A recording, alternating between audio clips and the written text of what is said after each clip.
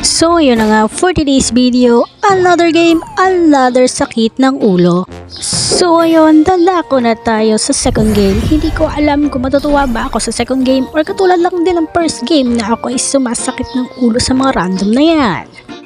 Alam nyo guys, hindi ko talaga titigilan si Amon hanggat hindi ako nakakuha ng magandang highlights, di ba? Ganyan naman tayo, di ba? Yung iba nga dyan puro highlights yung content hindi na papakita ng ganito, di ba? So ngayon, yung gagawin natin, aasarin din natin yung mga random na yan, mag-auto-lock na, tayo, Amon lang tayo all the time, bahala sila.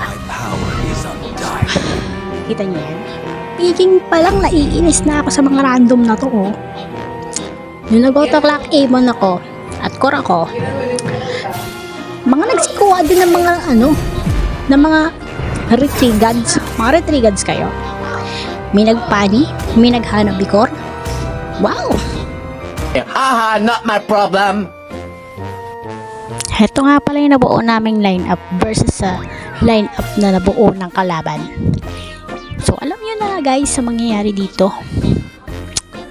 Tatlo kaming core. Anong expect nyo? Hindi ko nakahabaan pang story time sa game na to kasi alam nyo naman yung expectation nyo dito. Yung mga reaction nila. Meron sila nag-reaction dito. Yung mapapagtalo na kami. Tingnan nyo guys.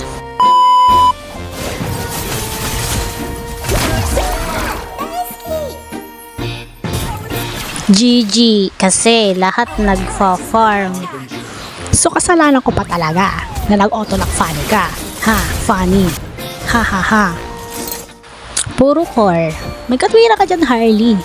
Puro core nga. Malamang hindi makaka-item kasi nag-uunahan sa farm. Bale nakaka-score naman ako dito kaso syempre tawag hug nga kami kasi wala kami magagawa sa kalaban. Ay, tapos yung mga kampi ko nagpapid na din. Dito sa part na to parang gusto ko na lang talaga matapos yung laro. Tapusin nyo na kasi guys. Tapusin nyo na. Ayoko na makita pagmamukha ng mga kakampi ko na to.